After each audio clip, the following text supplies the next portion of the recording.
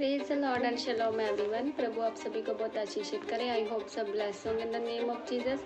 आज मैं परमेश्वर का कलाम बताती हूँ लूका 21 की 1 से 4 में क्या कहता है। फिर उसने आंख उठाकर धनवानों को अपना अपना दान भंडार में डालते देखा। उसने कंगाल विधवा को भी इससे 2 दमड़ियाँ डालते देखा।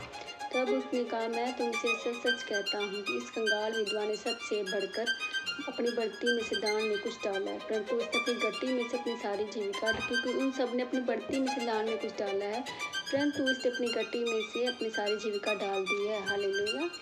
परमेश्वर। फिर उसने आंख उठाकर, किसने? यीशु ने सबको धनवानों को अपना अपना दान भंडार में डालते देखा। उसने कंगाल विधवा को भी देखा जिसके पास 2 तांबे के सिक्के थे, फिर भी उसने सारे तांबे के दोनों तांबों को सिक्कों को उसका दान भंडार में डाल दिया। तब उसने कहा, मैं तुमसे सच सच कहता। परमेश्वर कहा, मैं तुमसे सच। इसने अपनी गट्टी में भी बो दिया, क्योंकि उस कंगाल विधवा ने ये नहीं सोचा कि मैं कल क्या खाऊंगी क्या पीऊंगी। इसने जो उसके पास 2 तांबे के सिक्के थे वो इसने दान भंडार में डाल दिए।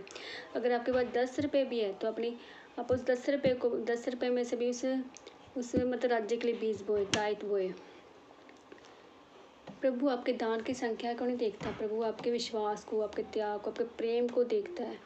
जो धनवान लोग थे वो अपनी बची हुई रकमों में से उस दान भंडार में डाल रहे थे, पर जो कंगाल विधवा थी उसने अपनी गट्टी में से जो उसके तांबे के 2 सिक्के थे वो भी इस दान भंडार में डाल दिए।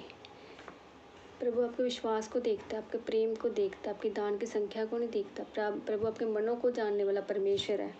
जो अपनी गट्टी में भी परमेश्वर के राज्य में बीज बोता है तो परमेश्वर उसके पैसों को अपने पास ही रखता है, उसका डबल करके उसे वापस लौटाते हैं। जब भी आप प्रभु के राज्य में बीज बो तो बिना कुड़कुड़ाए प्रभु के राज्य में बीज बोए। प्रभु आप पर अनुग्रह करेगा, फाइनेंशियल फेवर आप पर आएगा। God bless you all.